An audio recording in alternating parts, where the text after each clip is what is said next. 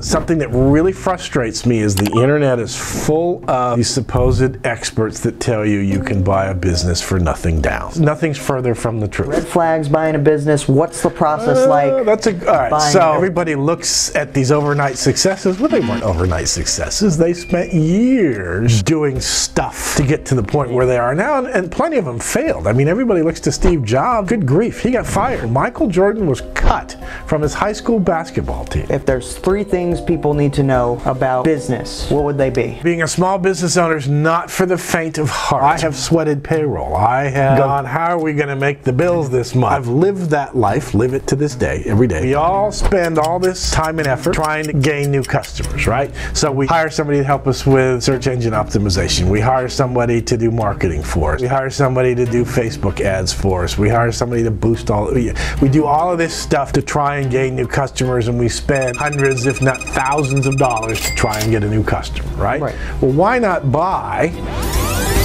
So who are you? Who am I? My name's John Schafer.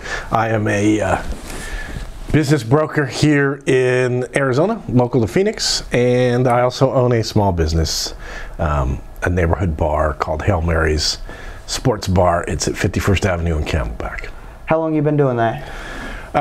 So I've owned the bar just over a year, and I've been a business broker less than a year. So about 10 months I've been a business broker. 10 months? Mm-hmm. What initially got you into becoming a business broker? Because correct me if I'm wrong, you were in the corporate world. Yes, so I was in corporate America for more years than I want to admit to because... Doing what? So in various roles, primarily in the commercial janitorial space. So I worked as an individual contributor, as a sales manager, as a sales director for both distributors of janitorial products as well as manufacturers of janitorial products. So I did that. I mean, I also ran a restaurant at one point in time. So I have that background in corporate America. And what happened the last 5 years of being in corporate America, I kept getting laid off. So I think it could have potentially had something to do with ageism. Can't really prove that, but you know, I would, you know, companies would get acquired. I would get laid off as part of that acquisition, which is understandable, right? You wanna make your financials look better, so you get rid of people to make them look better. And in some instances I was treated differently than other people that were younger than I was, so I just got tired of that. Decided with my partner to take the plunge to buy a small business, which happened to be a neighborhood bar. And in the process of doing that, we had a business broker and the sellers had a business broker, and when we were all said and done, my partner says it kind of best. He made all this money, our broker, for sending 3 emails. So it was kind of like he didn't provide much of a service. Sure, he got the deal got done, but he wasn't. So I figured I could provide a better service for buyers or sellers out there looking at small business. What's your partner's name? Her name is Kay. Kay? Yes. And how long you've known Kay? I've known Kay 3.5 years or so. Yeah. Okay, and she definitely had a huge impact on your entire business. Right. So so since I kind of came from the hospitality, because a lot of the janitorial products I sold were into restaurants and hotels, and so I had, and of course I ran a restaurant, so I had some of that experience, and she had been a bartender and a bar manager and a GM, so it was kind of like, well, this sort of makes sense. We can, you know, we can partner and do this together. Definitely, yeah. And so with Kay, like, it's huge having a business partner, because I have a business partner myself. What is that workflow look like between both of you now? So that's a great question. And so since we have 2 separate endeavors going on here, the business brokerage and the bar, what we've decided that works for us is she's the lead on the bar, right? Mm-hmm. So she handles the day-to-day stuff for the bar, you know, does the ordering and the hiring and the training and the scheduling and all of that. and I provide support. So I do the books and, you know, help move money around when we need to, but she's doing the day-to-day. And then that way, it's just, to me, it's much easier for vendors to deal with one person, right? So any of that day-to-day vendor stuff goes to her. And so people will come up to me and ask me, and I'm like, no, you need to talk to Kay, right?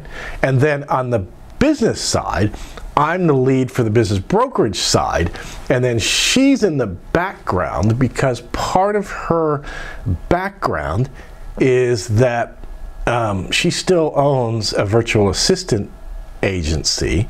So she's really, really, really good at putting systems into place, utilizing virtual assistants, setting stuff up. I mean, one of the things we did when we bought the bar is everything, it was owners that had it for years, and everything was on the back of a piece of paper. So, you know, we automized the ordering and the inventory. So we did a bunch of stuff to make running that bar easier.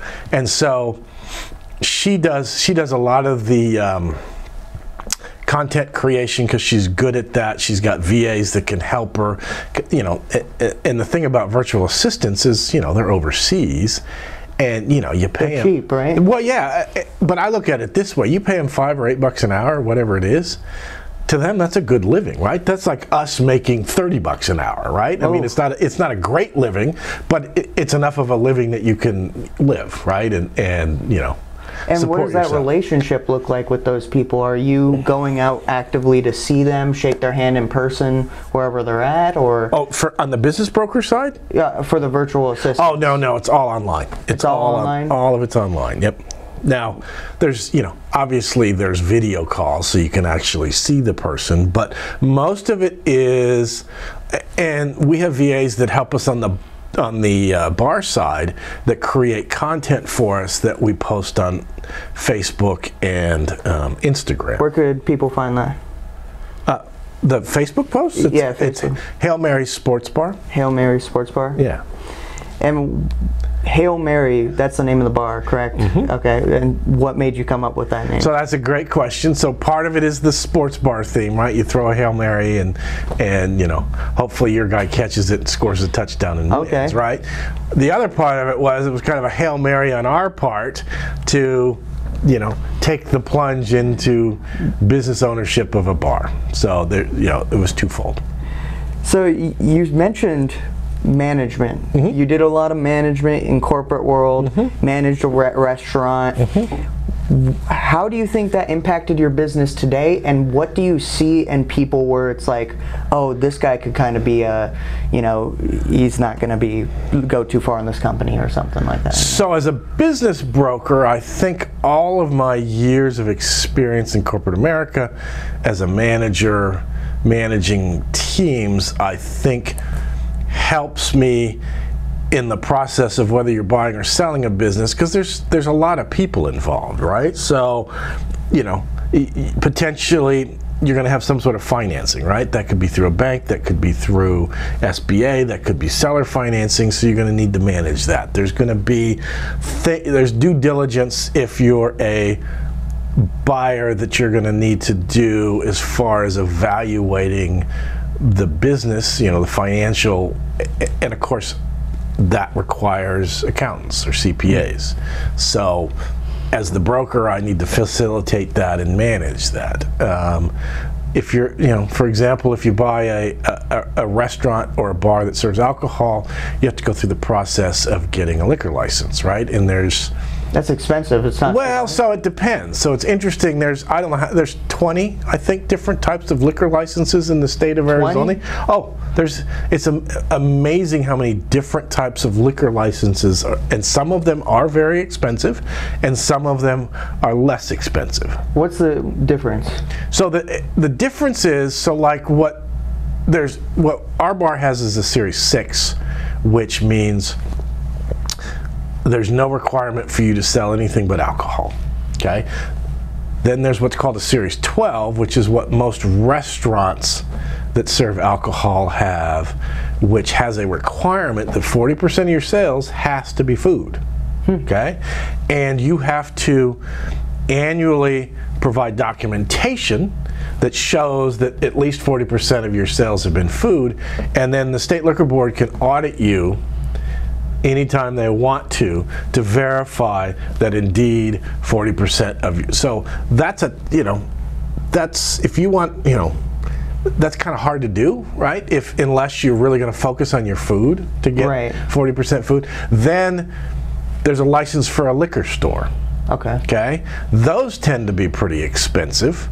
There's a license if you want to just do wine and beer. Okay. There's a license if you have a bar inside of a hotel.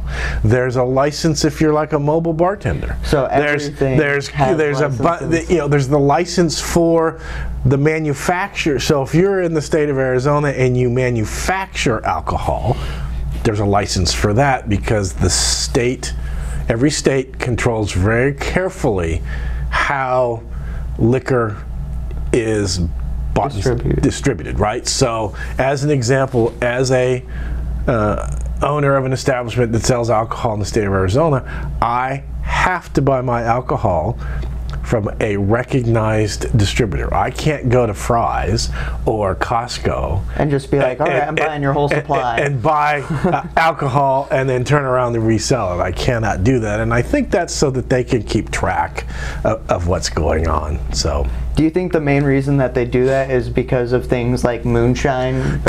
Yeah, again, I'm sure it's so that they can, you know, verify that indeed, you know, if you're buying Jack Daniels, you're getting Jack Daniels, right? You're not getting something in a bottle that's brown that might, you know.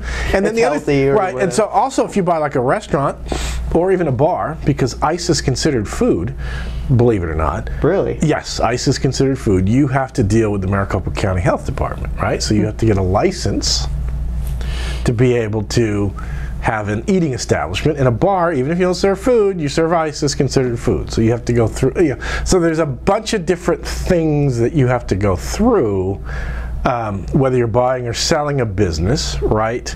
That my years of experience of being a manager, I think, can help. So you're sitting there, right? You took the Hail Mary for going into a business, right? And you're having to get this liquor license and stuff like that. What's your thought process and like the entire process altogether? Because you're probably like, man, this might be a little too much work, or you're just like, I have to do this. No, it wasn't. No, it really wasn't. No, it really wasn't that hard, and it's probably just because, you know, I had experience on the corporate side of things.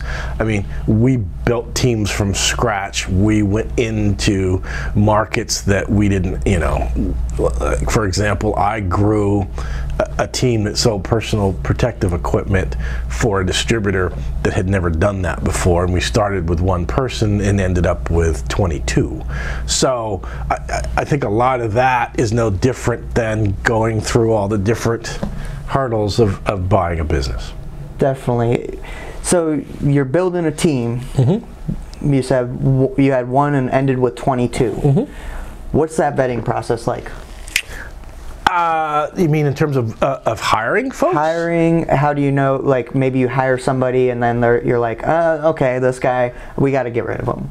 Like, what's that like? That's always a risk. So the company that I worked for had an interesting vetting process. So they had internal recruiters, so which I really enjoyed, because I would meet with the internal recruiter and tell them what I was looking for, what kind of background I wanted, what kind of person I wanted, what kind of experience I wanted, and so they would go through the process of vetting out all the people that didn't meet that. So that was very helpful, because most, if not all, the people that she passed on to me were hireable, right? So then I would interview them. It was usually a video call. Sometimes it was just first might have been a conference call, and then this company also, because they were going to work with other teams, so typically they would also interview with other managers of some of the other teams that they would be interacting with, and then they would either give a thumbs up or a thumbs down. I mean, ultimately the decision was mine, but I certainly would take their opinions. And so that worked out really well. So I can say of the 22 people we hired for that team, we didn't have one that I needed to get rid of. One problem? But don't mention any names, but do you have any where you're like, maybe it's even at your bar, for example, where you're like, okay, this guy's like throwing up in the corner, we gotta get rid of him. So I've inherited teams where I had team members that weren't living up to the standards that they needed to live up to. So I always tried to give them an opportunity to right the ship, and if that if that was a formal process, because that's what that particular company required, I would go through the formal process. If I could do it informally, I would. And of course, I've had to let people go that just didn't meet those requirements. So definitely. So buying a business. Yes. Good business brokers. Yes. Right. What? Red flags buying a business. What's the process like? All right, buying a business? All right, so I'm going to represent a buyer, right? So somebody that wants to buy a business. So the first thing that I have to do is determine, all right, what kind of business does this person want to buy and why, right? So do you have any background in the type of business that you want to buy? Because that's going to be helpful, right? I mean, if you're going to, if you want to buy an HVAC company, right, and you don't have any experience, working on air conditioners, why do you want to do this, right? Yeah. If you want to, buy, so understand what it is you want to buy and why, and then understand, because there are some requirements. For example, some require a contractor's license, right? If you don't have one, you either are going to have to make sure there's somebody on the team of the business you just bought that has a contractor's license, or you need to go get one, and you need to go get one potentially before you buy the business, right? Because it's not going to work. So sit down and talk with them. What do they want to buy? And then what is their budget? Okay. What is their available cash? Because something that really frustrates me is the internet is full of these supposed experts that tell you can buy a business for nothing down. Nothing can be further from the truth. So what they've basically what they say is, get an SBA loan, you only need 10% down, find an investor to give you that 10% and give that investor 15% equity, and then you can buy a business without any money. Well, nothing's further from the truth. Okay? First of all, SBA loans, some of them are 10% down, not all, right? Some are 20% down, some are 50%, it just depends. Two, unless it's a family member that's going to give you your 10% down payment that isn't always 10%, you're not going to find private equity that's going to do that, because they're going to want to put that deal together themselves and own that business themselves, and 15% equity, so that's not going to happen. So I need to understand, all right, how much cash do you have? And then understand too that just because you want to buy a $500,000 business, and if you don't have $500,000 in cash, a lot of these small businesses are sold with seller financing.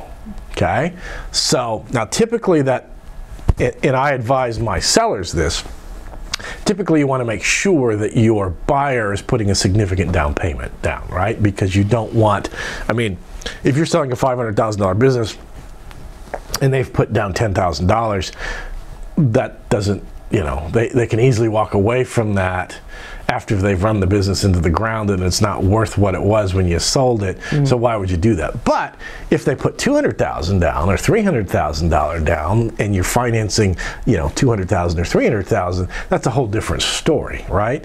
And then there's some benefits to the seller, because that you can extend the tax consequences of the potential capital gain of selling your business if you've got financing involved. And again, you got to talk to your accountant and tax people about the details of all of that. So What kind of business do you want to buy? What's your financials look like? What's your time frame look like? You want to do this quickly? Are you, is it 6 months from now? Is it a year from now? And then I get to start looking for them, right? To find the types of businesses in the price range that they have that will work for them. And then you just, typically most of those businesses are going to have another business broker, and that gets me on a subject that drives me crazy. So I'll ask my own question. Oh, okay. Which is, in fact, I just did a post today about this. So I can't tell you how many times I have reached out to a business that's for sale that has a business broker, and I'm told either we don't co-broke, and I'll define what co-broke means, or we don't do referral fees, or that your client is in our database and therefore is our client. So basically, co-broking means, right, the seller has a broker, okay, and that broker has negotiated a fee, right? It's usually a percentage of whatever the business sells for, okay? The buyer has a broker. What ends up happening if they co-broke is that commission or fee or whatever you want to call it is split between the two brokers. Sometimes it's 50-50, sometimes it's 60-40, whatever it is, right? So the seller has, and so there's no additional cost to the seller to have a buyer with a broker. And to me, how can you be an effective agent for both sides, right? So I'm representing the seller, but now I'm going to represent the buyer. How can I adequately represent both? I really can't, right? Because not co-broking drives me crazy, and even not even providing a referral fee, right? And so the way the referral fee works is, okay, I'm the listing broker, I don't want to co-broke, but I appreciate the fact that you brought me a buyer. Once this business closes and is sold and money has exchanged hands, I'll give you a referral fee for giving me a buyer that bought the business. Okay, and it's typically significantly less than whatever the fee was that's been negotiated. And then I always tell my buyers, even though he's acting like he's doing both sides, I'm still going to be here to help you, right? Because that's only fair. And then I just don't understand people that don't do that. I mean, I can't tell you. Or they'll say, I've had them say, they made a phone call to us, 8 years ago. They're in our database, so they're our client. Well, no, they're not. In fact, I had one just the other day where I called the actual broker of the business. So there's, I'm just a rep, right? Because I hang my. Because to be a business broker in Arizona, you have to have a real estate license, and you have to hang that real estate license with a broker. That answers my next question. Yes, yeah. So I hang my license with a broker, so I'm not the broker. So good business brokers all the brokerage is being done by American Realty brokers, right? Because I'm not a broker. Now I could go get my broker's license, but that's a process that takes 3 or 4 or 5 years. Not ready to do that yet. So anyhow, this guy actually said to me, your client signed an NDA with us. Okay, so an NDA is a non-disclosure agreement. Typically, most NDAs say, once you sign this, you're now beholden to me for any other businesses that I might have. So the NDA not only covers that particular business that you're looking at, but any subsequent ones, right? Okay. So he said, your client signed an NDA with me for a different business whenever it was, a year ago, 2 years, 3 years ago. So he's now beholden to me because now he's looking at a different business, but he signed that NDA that covers all the other businesses. Now, typically with those NDAs, I signed one a while back for something I prototyped for a guy. Is there, maybe it's stated on the contract itself, is there like specific dates that this lasts through, or is it forever? So it depends. So that's why you have to read it. Okay. Some of them, beholden you forever, right? Some of them beholden you for a time frame. So if it's not in there and you want a cutoff date, you need to put that in there. So I called up my client and said, this guy says you signed an NDA, and his comment to me is, no, I didn't. So I said, here's his name and phone number, call him and have him produce the NDA you supposedly signed, because it just, you're not, all you're doing, to me, you're entering into a competition with other brokers in the market rather than a collaboration, right? So if I'm if I'm the listing broker for a business, my job is to act as an agent for my customer, my client, which is that business owner, to get that business sold in the outcome that that person wants, right? Now, that's not necessarily always the highest price. It could be they want to get it sold fast. It could be they want the right kind of buyer for that, for their business, that's going to carry on the culture and everything that they've done, so, and not blow it up or, you know, fire everybody or whatever it is. So how are you going to adequately do that if you're basically telling other business brokers that have buyers to go away, right? Because you don't co-broke, you don't, I mean, I don't work for free. Why would I work with you if you're not gonna, you know, pay for my services? Yeah. So I just don't understand it. And they're now, and franchises are even worse about this. I actually had somebody that wanted to list their business with me who told me that the franchisor, so the person that, you know, they bought the franchise from, said it is illegal for them to use a business broker. And I said, that's not true. They may not want you to use one. They may say in the agreement that you have to sell it through them. Doesn't make it illegal. You can hire whoever you want to and pay them whatever you want to pay them, however you want to pay them. It's not illegal. As long as they have the license. It's not illegal. Right? Now, a lot of franchisors will make it incredibly difficult for people to sell their franchise. In fact, I'm dealing with somebody right now who bought a franchise, right? And she had this other business on the side. And she was pretty upfront about what this other business was as she was going through the process of buying this franchise, okay? That this other business got up and running, hasn't been around that long.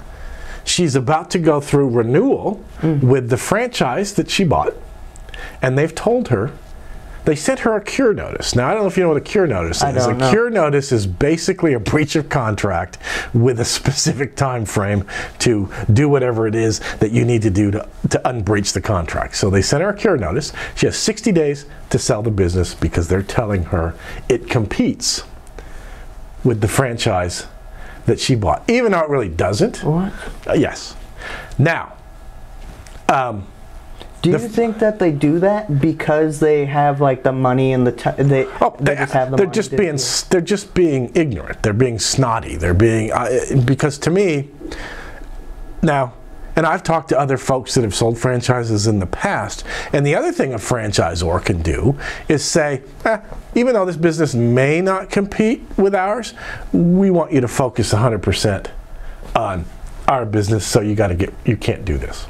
Gotcha. And all of that, that's why you got to read those franchise agreements carefully, because a lot of that can be spelled out in those franchise agreements that you've just signed.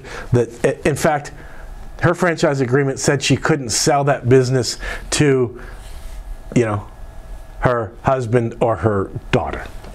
That it had to be sold, you know, to somebody that wasn't an immediate relative. And I thought, oh my goodness. So that's where business brokers, right, can come in and help.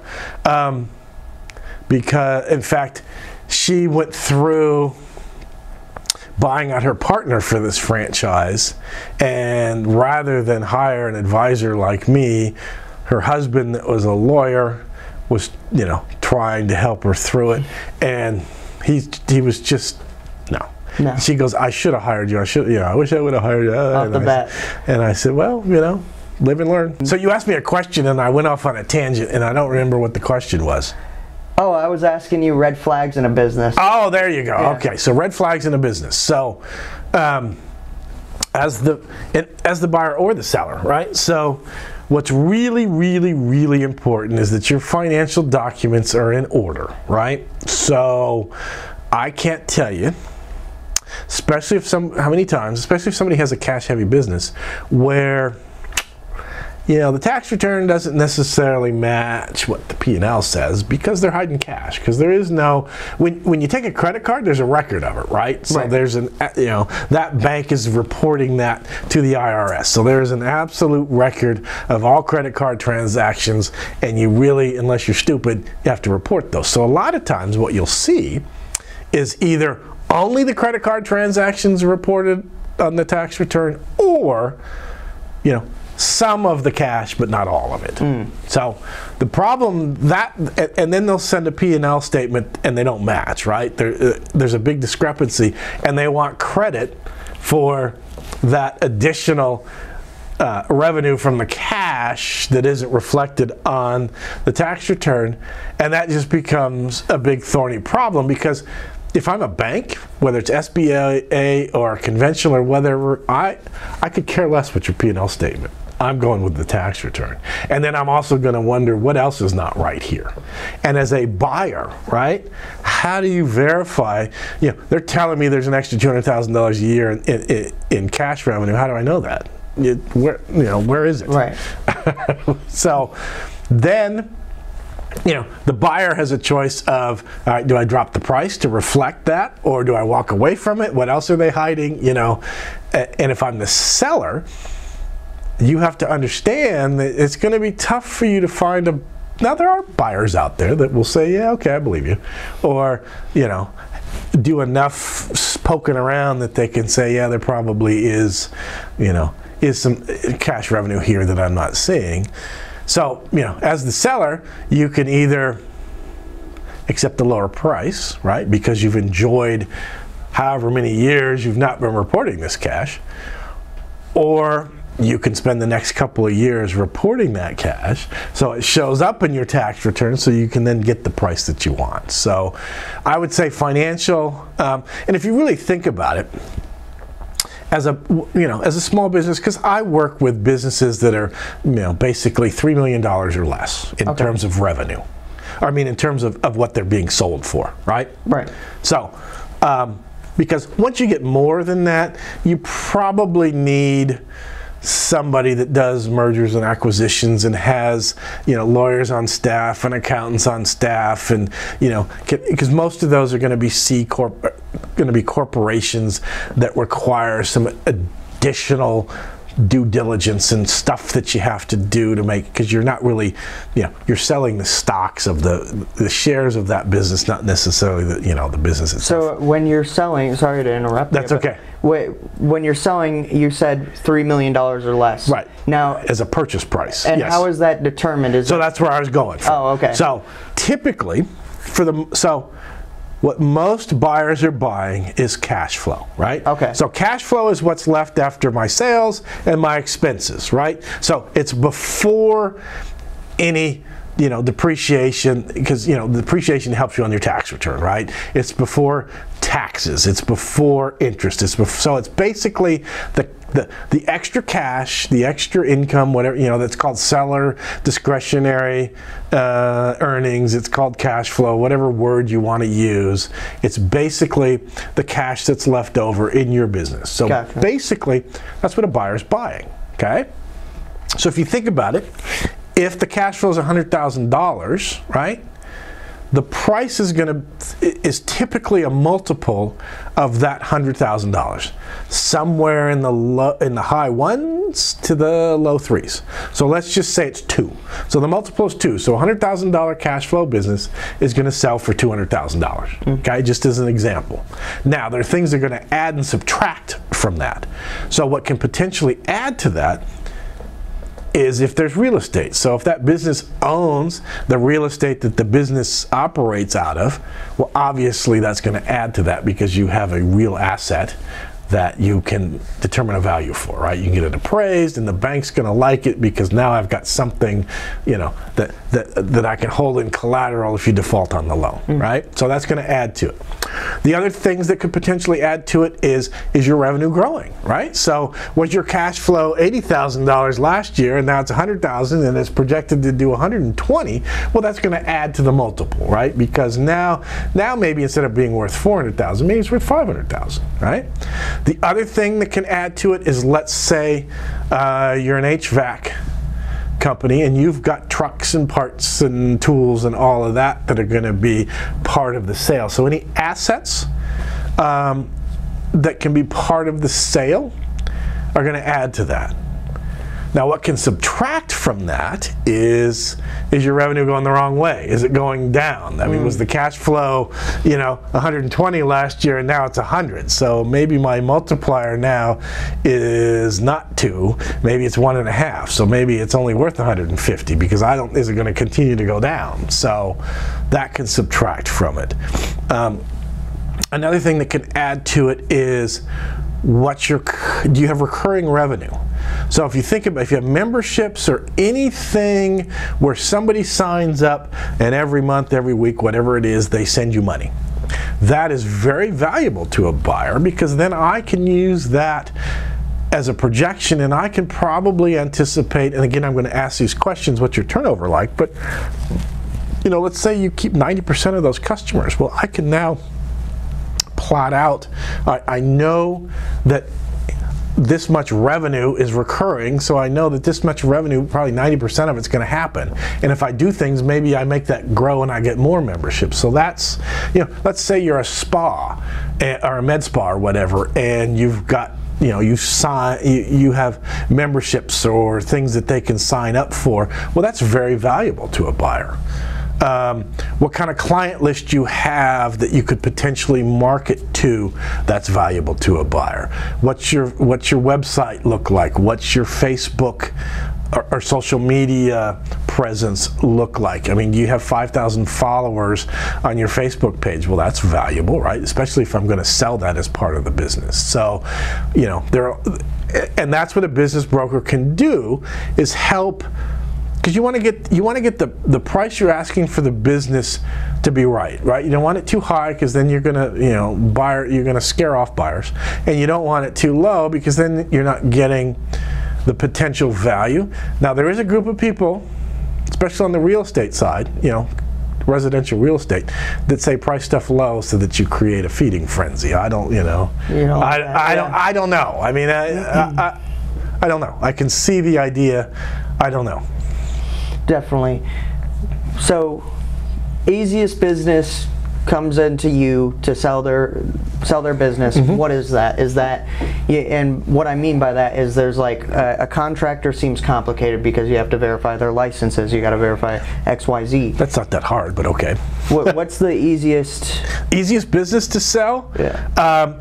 All right, it's something that doesn't require a license, something that doesn't require, you know, like a liquor license or a contractor's license. It's not a restaurant. We don't have to deal with the Maricopa County Health Department. I sold a security agency, so it was a company that provided unarmed security for different types of customers, whether it was like an apartment complex or a business or whatever.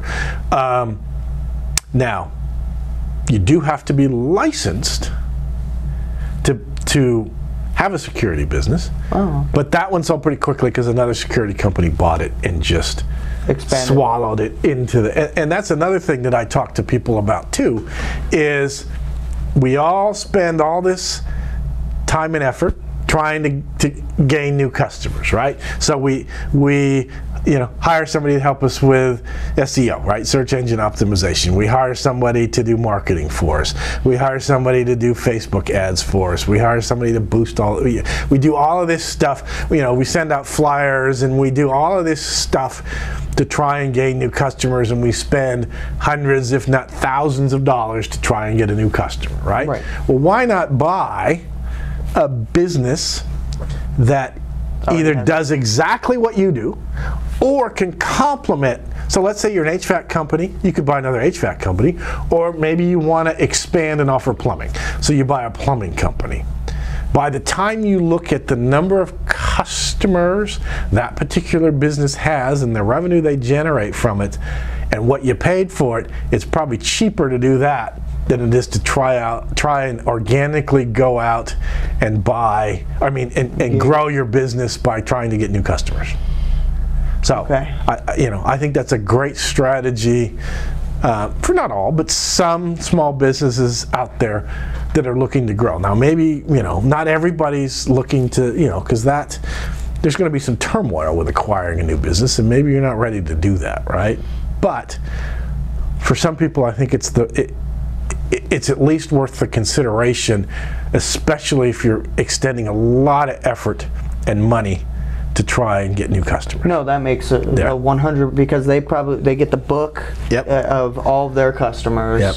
They get all the I don't know what that's like on the back end. Like they get their entire book that has their information, their payment structure, blah blah blah. Oh, you get it all. You get it all. Yep. Okay. Yep. You get all of it.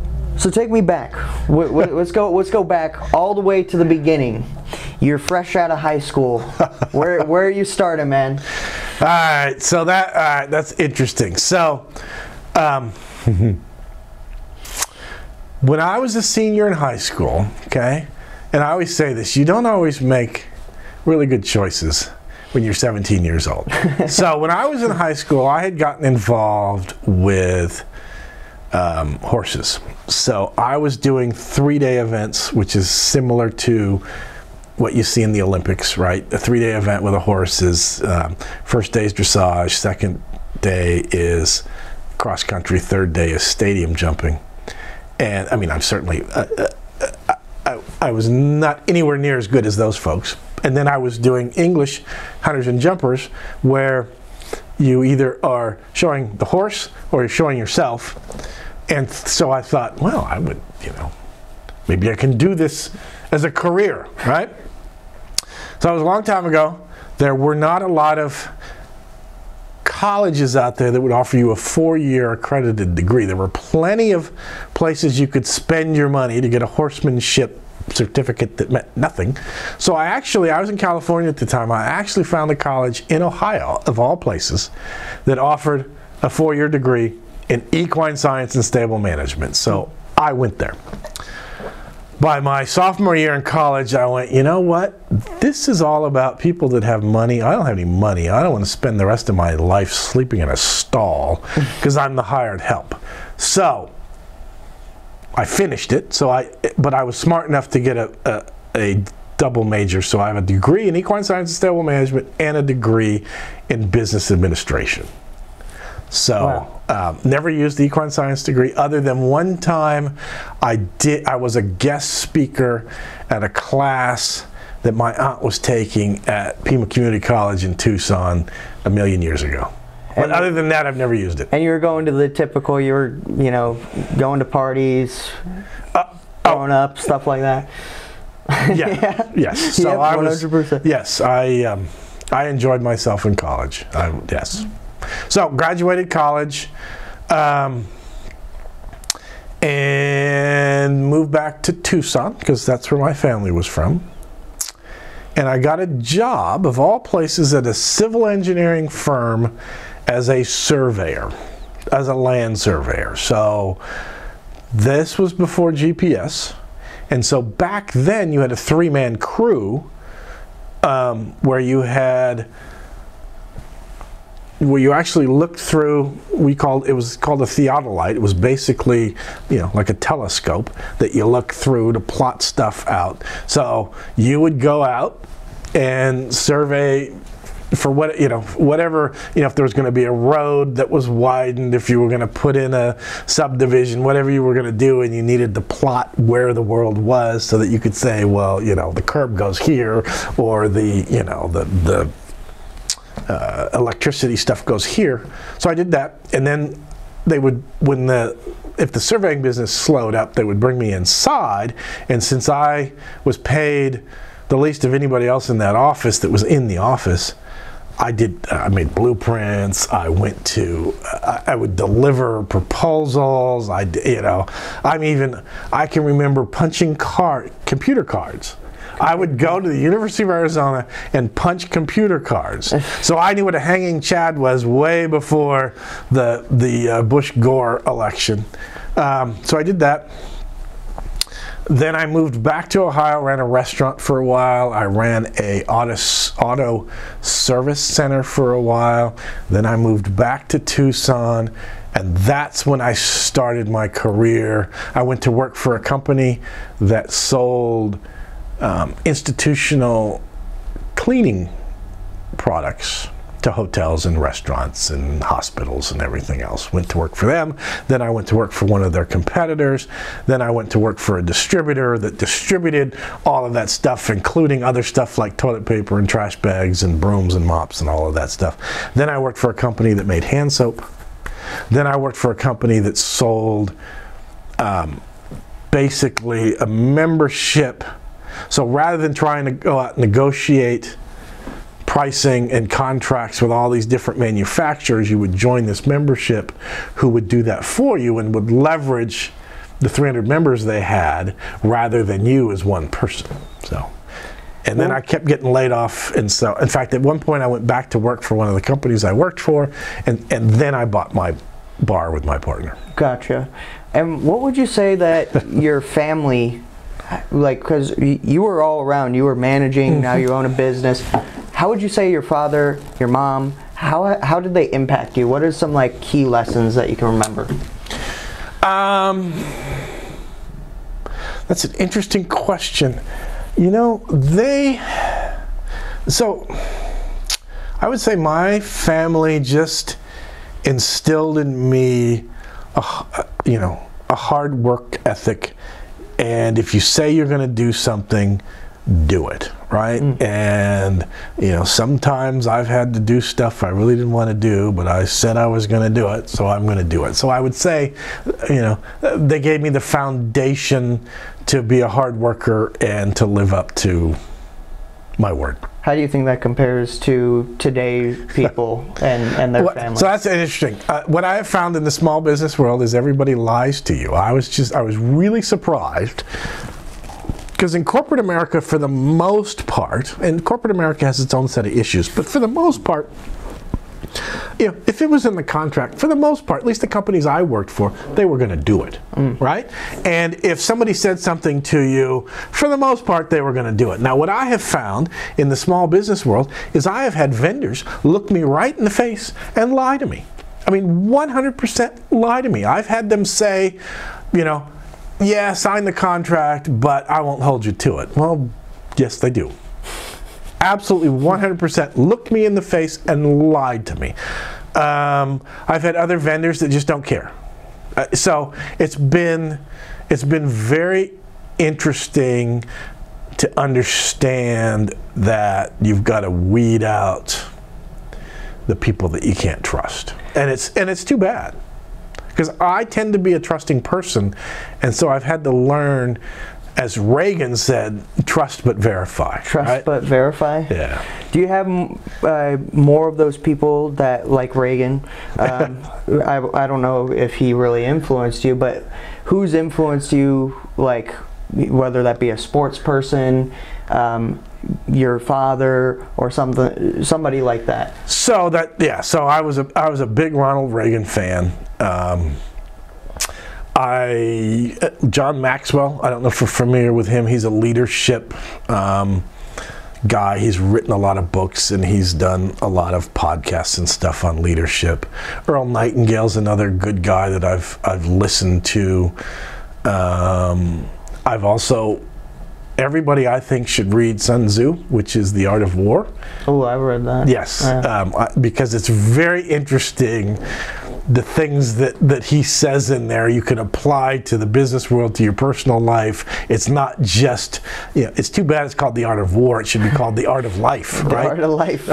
Because there's a lot of wisdom, and it was written, whatever, 1,000 years ago. So yeah, and every day I get up and I spend the morning reading through some of the folks that I follow online that provide, information on how to effectively market a small business, right? Because that's what it's different when, I came from corporate America, marketing was done for me, right? Right. So, I had marketing pieces that, I wasn't creating it, right? It was done for me. Networking, for the most part, was done for me.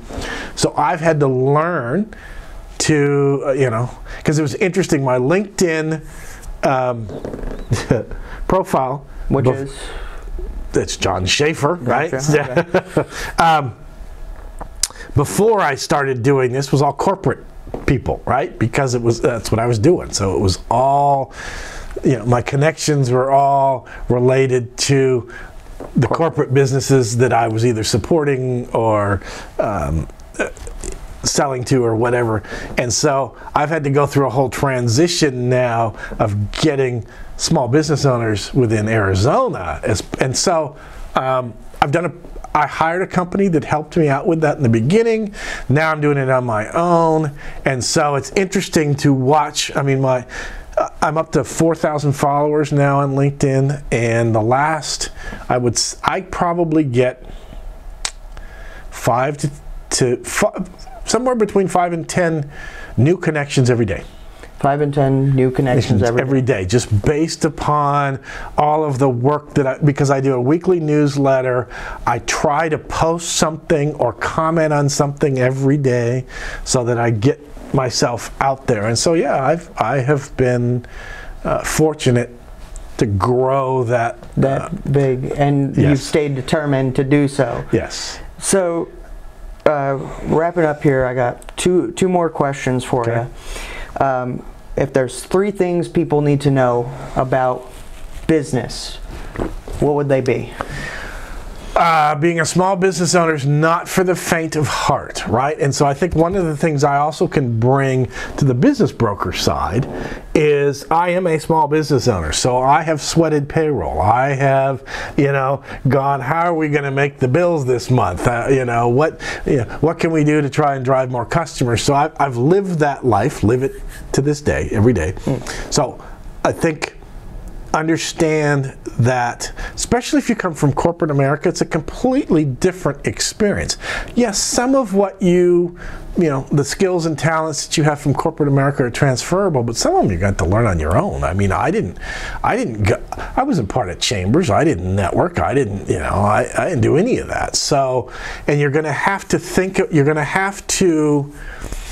about what vendors to use, because the vendors on the small business side are different than the vendors for corporate America. I worked for Fortune 100 companies. Mm-hmm. The vendors they used are completely different than the vendors you're going to use. Who's doing your payroll, right? That's going to be different. Who's doing your your bookkeeping? Who's all of that. So you're going to need to think about that. What else?